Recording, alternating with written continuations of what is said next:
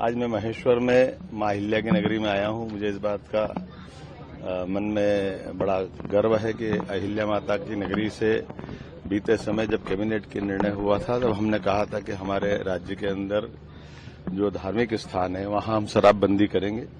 मुझे इस बात का संतोष है कि कल के बाद महेश्वर, मंडलेश्वर, ओंकारेश्वर, पन्ना, ओरछा, उज्जैन ऐसे 17 स्थानों पर शराबबंदी लागू की जाएगी।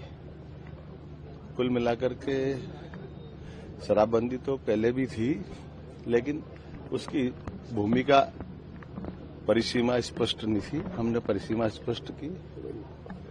मैं मान के चलता हूं कि अहिल्या माता की कई सारी प्रेरणाएं हमारे लिए काम करती है। उन प्रेरणाओं के आधार पर हमारी सरकार के द्वारा जिस प्रकार से काम किए जा रहे हैं वो जनहितैषी काम की प्रेरणा अगर कोई है तो अहिल्या माता है।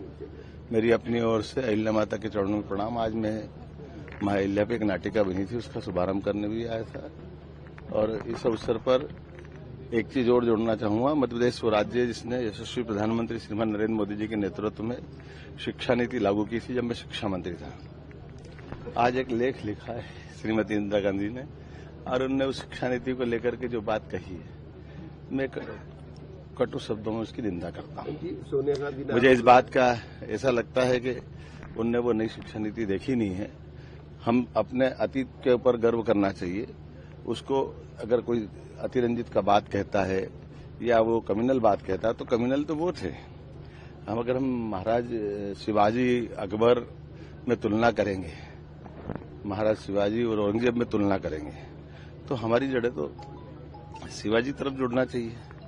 हमारे देश के जो नागरिक हैं उनके प्रति भाव होना चाहिए। ये रहीम रसखान का भी सम्मान करता है, अच्छी बात है, लेकिन रहीम रसखान ने यहाँ के भगवान कृष्ण की भक्ति गाई है, जड़ों से जुड़ने का प्रयास किया है।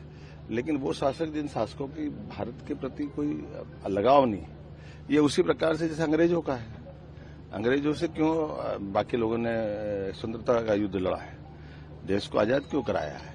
तो मूल बात ये कि हमारे द्वारा वर्तमान की शिक्षा नीति से स्वावलंबन भी होना चाहिए, शिक्षा से संस्कार भी आना चाहिए, शिक्षा से संस्कृति का भी गर्व होना चाहिए, शिक्षा से जुड़ करके भविष्य की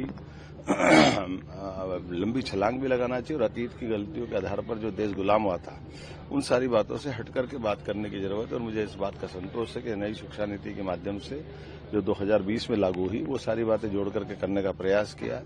मैं अपनी ओर से एक बार फिर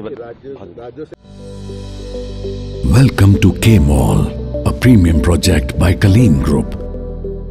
K Mall is in the heart of Kolkata's electronic, garment and lifestyle hub, Khidirpur. K Mall, which is designed as a world-class mall, is the outcome of endless effort of our experts, combined with modern superb techniques and new age design. Book now